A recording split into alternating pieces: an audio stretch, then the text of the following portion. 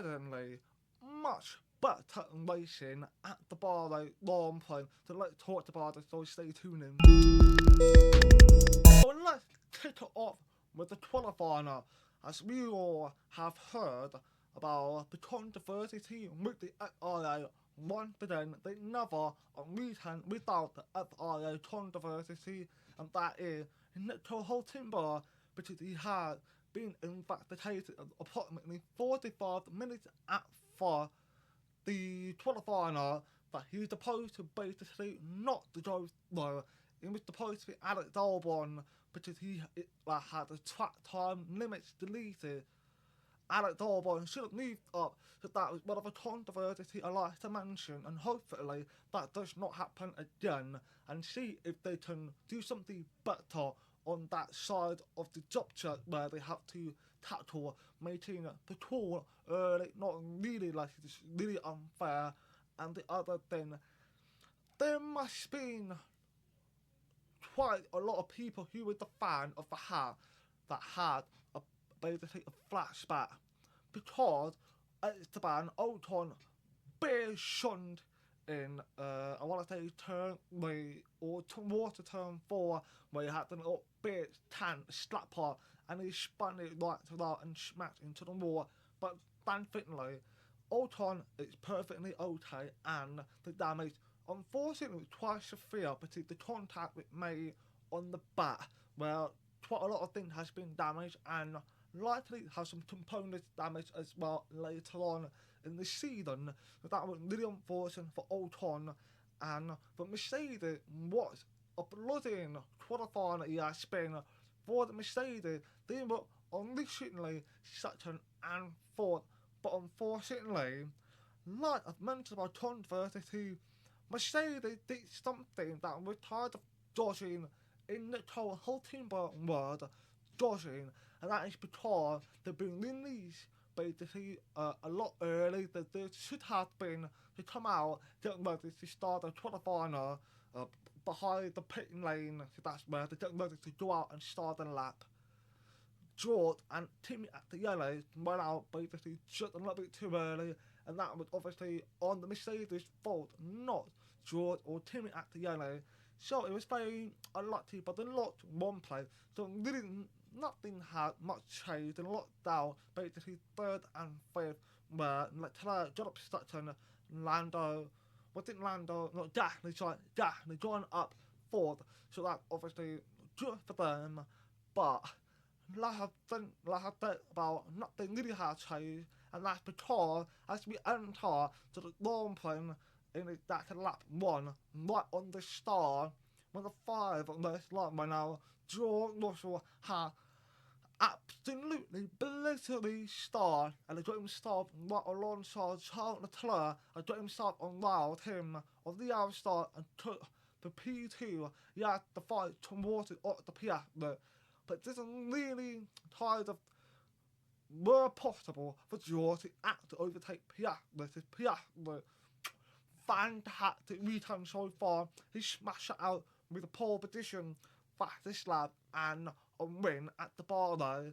And that's obviously a really good return for Piastri, but for Lando Norris, really unlucky because Matt Verstappen has spotted that Lando was which you say, cheating, but of course it wasn't cheating, it was a mistake that Lando made, but he pulled up to the lead, and he kind of accidentally let go a clutch that moved his car forward, and he tried to catch it, but unfortunately not really allowed to revert back.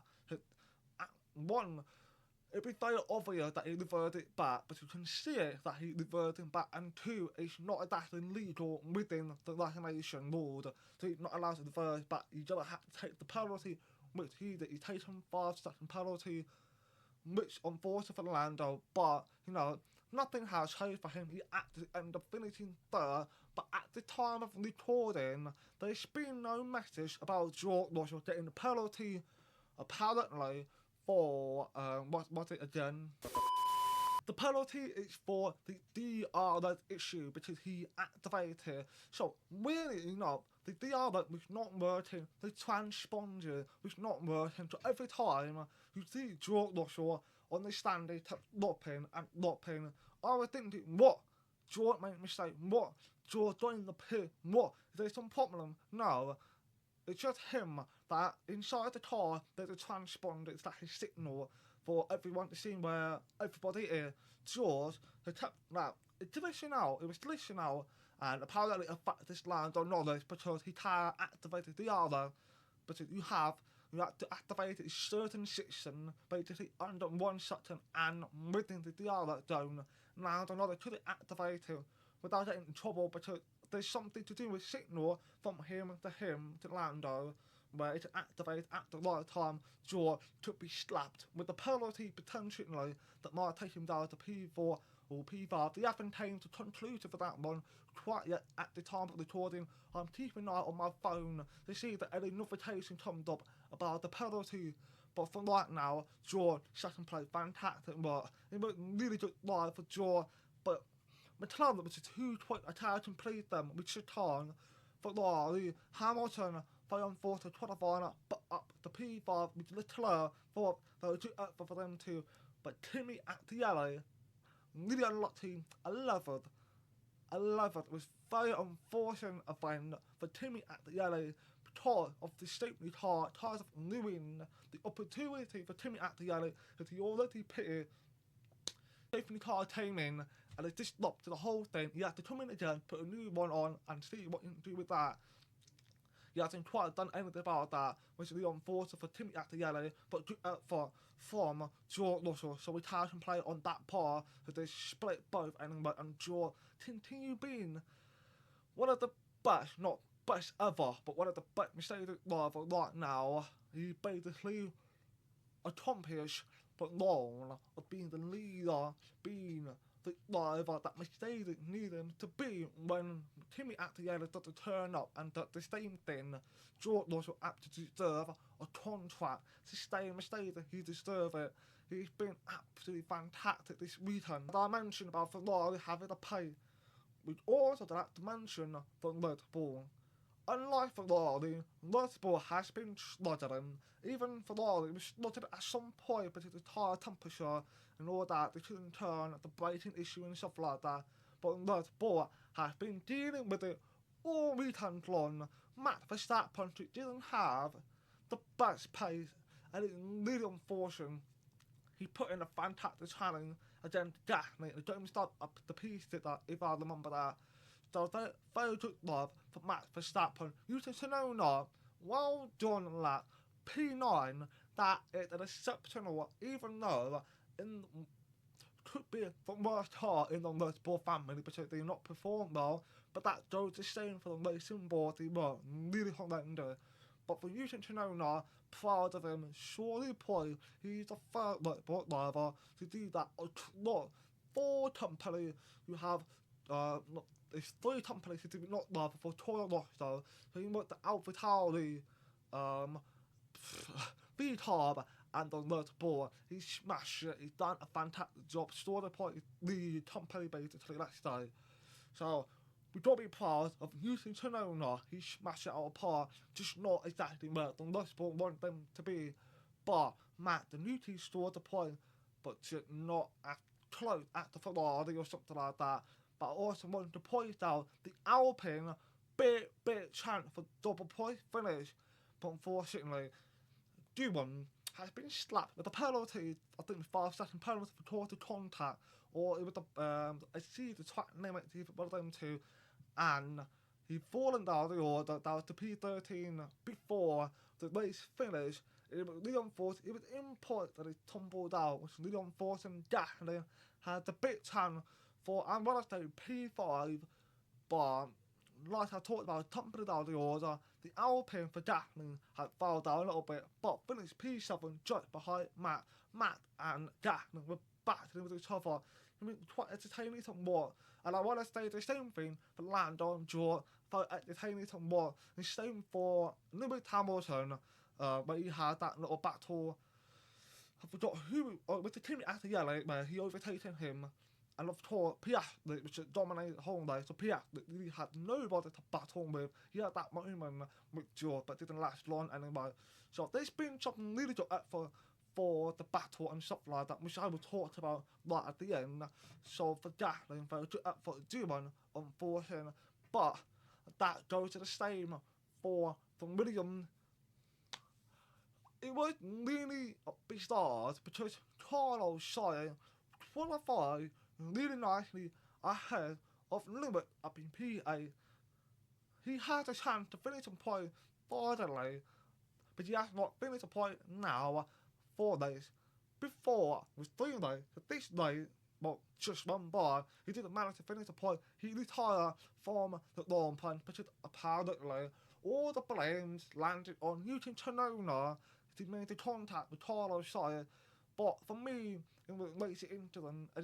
I didn't think it would look that bad until the camera came down and spotted that basically well blowed out hole on the side part. I was like, whoo, that is not. And I knew instantly he was going to come in. He had to retire because he's not going to last long. He's going to protect whatever component is affected by that. So the boy to retire from like Alex Albon, who also had a chance to finish on point. He just didn't quite achieve. I think he finished about P12 just behind at the yellow. So he quite unfortunate for Williams, but it was a really good day for the hat. Like I mentioned about Old Taunton had that bit shunned in qualifying. He managed to recover and finish up to fantastic place in point. Behrman, or the finishing point P10. Guess what? Behrman moved up 10 places. He was in P20, right up on the basically the brink of P10. He was like in the P10 where he had so many cars behind him, battling him for it. He was also had that chase down to Newton Tsunoda, but Newton Tsunoda was chasing down Esteban Ocon, who ended up finishing P8 spot. Newton Tsunoda who edited about it, the worst, but not that quiet. Newton Esteban Ocon failed to effort and with a good comeback live. It's something that they needed from Ocon and be able to show that he can recover whatever happened before without little effort for Ocon. Fantastic effort from Behrman. But I didn't vote him for live the other day. I'm going to, but I voted someone else, which I will, of course, mention about that. As we are now getting to the end, I want to, of course, take my hat off to the top there. Oscar Piastri, fantastic effort, 10 seconds ahead. Was it 10 seconds? I think he was. To George Russell, fantastic effort. George Russell finished second at the moment in time of recording. Pete Lee, John Lando, another really good effort from them. And I also want to say, it was a really good event. Finally, some good overtake. It was fantastic effort. We've seen quite a lot of drivers try to pull up the Swiss spot. Of course, the one I noticed the most was Timmy at the yellow. He continued to try doing that. He managed to get it, but he lose it, get it, lose it. And I think for me personally, my favourite battle from two drivers would go to Charles Leclerc and Lando Norris. Wow. I was instinctively going, because every time Charles and Lando battle, you can see Lando getting, not forced off, it was legal anyway. He's going up wide, with Charles and Leclerc battling with each other, going single file, and every time they come around the next part of the track, we can see that Lando trying to get it. We can see Charles defending as they jump back to the same spot that Lando thought of why. Charles Leclerc had almost massive 10 slapper, but just when Lando finally did overtake on Charles Leclerc, Leclerc tried to keep to it, but it basically pinged out the acceleration too much. He had an all wobble, but he managed to hold it together, but he didn't quite manage to chase down Lando. But those two battles with my favour. I think it was a really good battle from this long point. It was fantastic effort. It was nice to see that there is a potential chance, there is a challenger, and there's a McLaren for George Russell, who has done brilliant. He has done battle with Lando towards the end, where, George, of course, couldn't have any kind of support, the other. If Lando get ahead of him, George is done, be down P3, unfortunately. But that didn't happen, so I'm very happy about that. So I want to say, about that long point, thank you so much. It was so much better effort. This is what I need, that's what I miss. China should have delivered that. Japan should have delivered that. Bahrain did it. Thank you. The next Grand Prix is Saudi Arabia, which is supposedly one of my favourite Grand Prix. It is so fast out there. And I think it could be another event where there'll be more battle overtaking, could be quite hard. But I think everybody will be feeling really brave and might actually go for a punch and get the overtake done. That's what I guarantee. And of course, I'm going to mention my driver of the day. They actually went to Pierre Gasly. I had 4 choices. It was going to be Oliver, Hamilton, Russell, or Gasly. I was thinking Russell, he had a fantastic start, but it wasn't exactly enough for me to stay driver of the day. And I was going for Hamilton. I was like, yes, Hamilton could be perfect, went from 9th up to 5th. Like, but that's the thing that Hamilton do. I was expecting that from him. Alabama, he went very close. And I went, Alabama was so much better at foot, but I had to do it to Pierre Gasly because Gasly brought the Alpine up and actually scored some points, putting really nice battle with Charles, well, almost had a battle with Charles Leclerc. He had the battle with Max Verstappen, but he missed it out, unfortunately dropped out P7. But I still went for Gasly until I thought he's done a brilliant job. I'm proud of him for that retime that he had. So hopefully in Saudi Arabia he can try again and get a much higher points finish. Hopefully George Russell will get a win. So this is what I'm wanting from George Russell. So we already got 3 race winners so far, 2 gone to Oscar Piastri.